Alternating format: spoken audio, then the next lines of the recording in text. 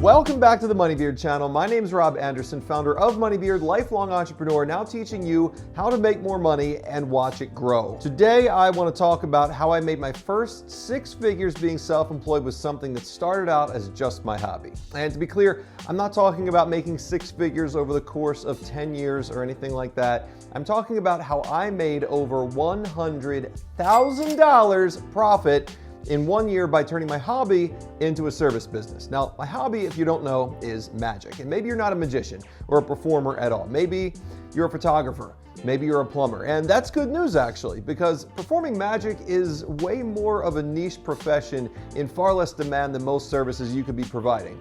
And I still made, and I continue to make, great money from it. Okay, so let's get into this. In order to turn my hobby into a 6-figure service business, all I had to do was place one tiny Facebook ad, and it blew up. I'm kidding.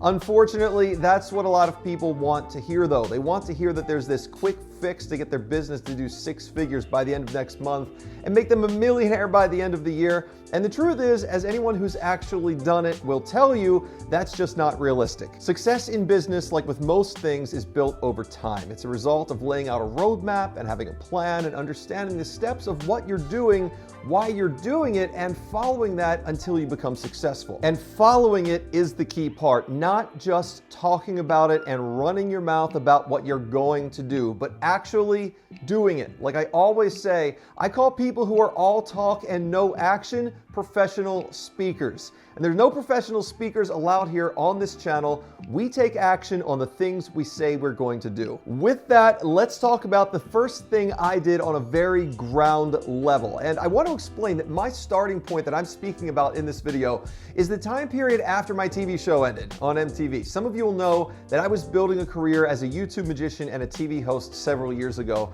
But when my TV show ended, I found myself losing most of my money and without a stable source of income.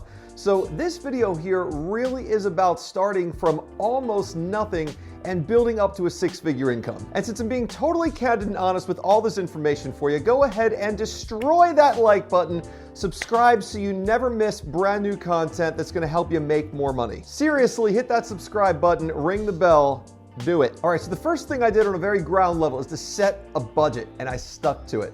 I did this in Microsoft Excel. I didn't download any special apps. I just put all of my expenses into an Excel spreadsheet and I added them up. I figured out how much money I needed to make per month, how much I could afford to spend after that, and how much I wanted to save. And I kept track of what I was actually making and spending. And this was very important because it set a foundation for me to build a business upon.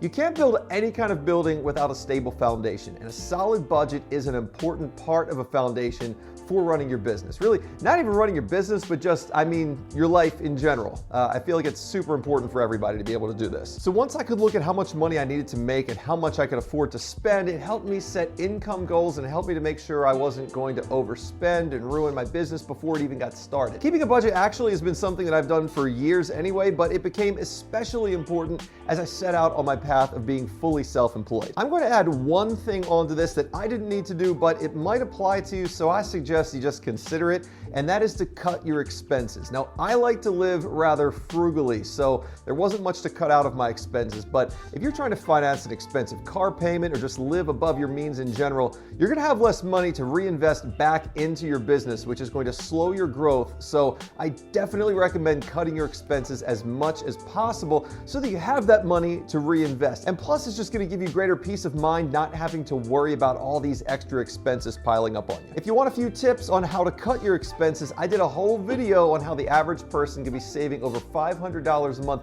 That's $6,000 a year, so go check that out after this video. Next thing I did, and you're gonna hate this one, I got a job, all right? I was broke, I was very low on income, and I needed money to keep me afloat while I worked on building up my client base. So I got a real job with a reliable paycheck coming in each week. And yeah, it wasn't what I wanted to do, but it was a necessity because the reality of my situation was that I didn't have enough income at the time to both pay my bills and finance my business.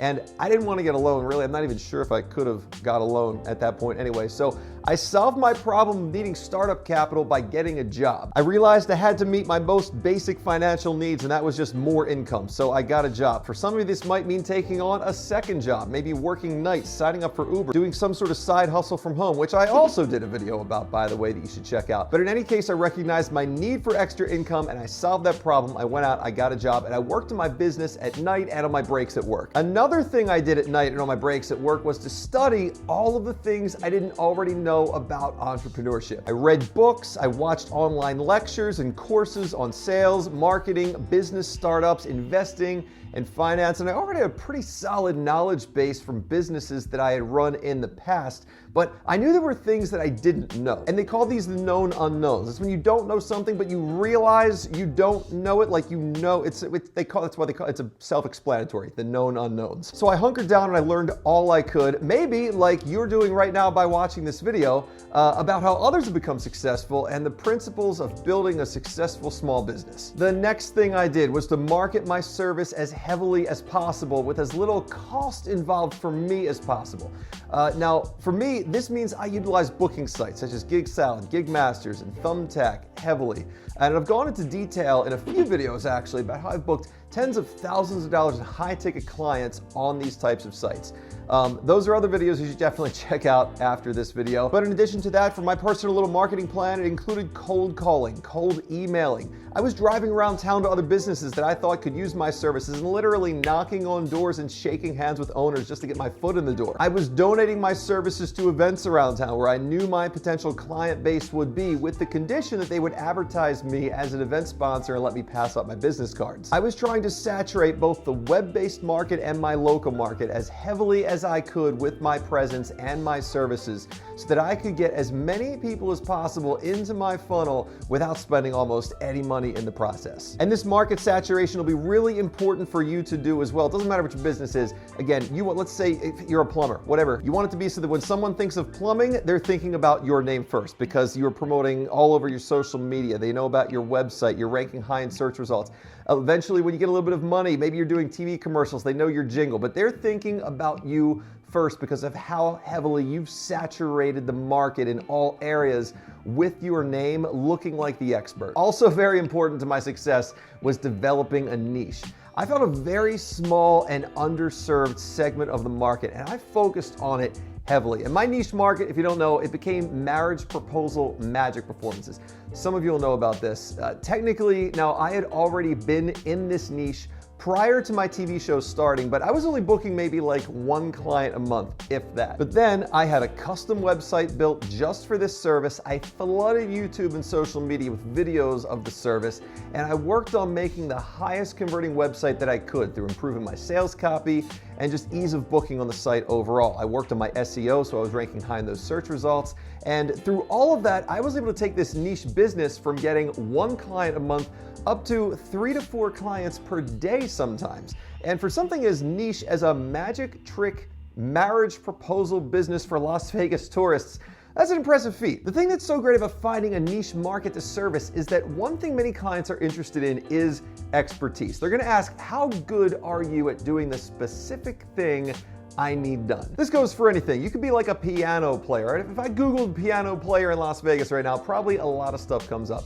But if you're a niche entertainer, maybe you're like the #1, but what's like a niche segment of the market that people are hiring piano players for? I don't know, like weddings. Weddings is probably an obvious one. That's like so big, it's probably not even a niche. But let's just go with weddings. So if you bill yourself as the #1 wedding pianist in your area, all those people that are searching for a wedding pianist, and maybe even the people who are just searching for wedding entertainment in general that don't know they want a pianist, they find you, boom, oh, this person specializes in wedding entertainment. This person is a wedding pianist specialist, makes them way more expert level than all these other people who are just, piano players. Let's go with this person here that does this all the time because we know they're not going to screw up our once in a lifetime thing. Cornering the market on an underserved niche eliminates having to compete in a larger pool of competitors who will often just race to the bottom price in order to get the job. And generally, it just makes your life easier while making you more money. And I speak from experience on this. All right, another important thing I did was establish credibility. Getting back to clients wanting to hire people with more expertise expertise.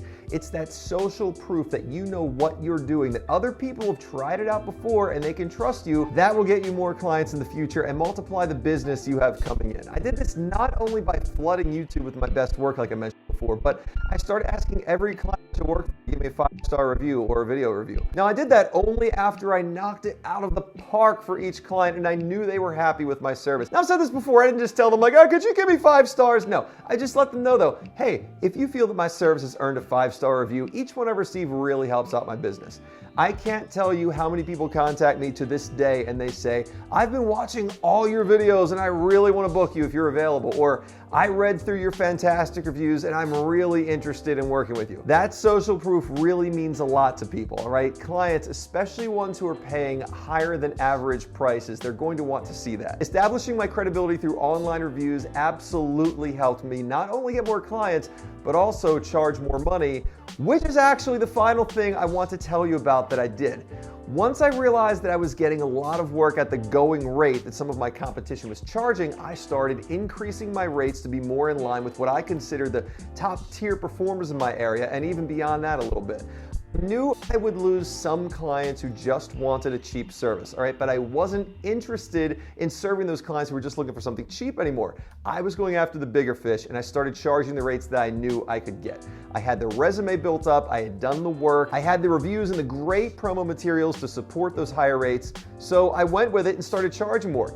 How? Well, one day I just decided that my $250 service was now going to be $500 and asked for it. I charged it as if it were a completely normal rate to charge because I had made up my mind already that it would be. Now I did have to ask myself, if I doubled my rates, would I lose half of my clients? And I really believed that I wouldn't, but even if I did, I knew I'd be making the same amount of money by working half as often, which sounded great to me because it freed up my time to work more in my business or just enjoy life overall. Even when I incrementally increased my rates and I bumped everything up by like 20% on a lot of my rates, I knew that that wouldn't be such a rate increase that I'd lose kind of anyone at that point. I realized I'm instantly just giving myself a 20% raise because I feel I've earned it, and I knew I had earned it. And I looked at my finances. Let's just keep a nice easy number here. Let's just say, for you, let's just say, if you're making $5,000 a month right now and you increase your rates by 20%, boom, you've just made another $1,000 a month going forward. And that's just from charging a higher rate once you've got the promo and the experience to support that. Now, increasing your rates really is like a personal decision depending on the market that you're in, the niche you've developed. It's not always going to be as easy to increase your rates. It's not something you can just decide to do one day. Well, I'm just going to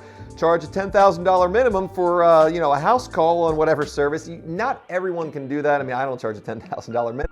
But it's a personal decision you have to make within your business. I had to look at my rates and I was able to bump mine up, and that is one of the ways that I was able to start earning a higher income. Okay, so all of these things together ultimately led to me being able to earn a 6-figure income by performing my service, which just started out as a hobby. I hope this was helpful, and I'm curious to hear what questions you might be running into regarding your business. All right, drop any questions you have in the comments below.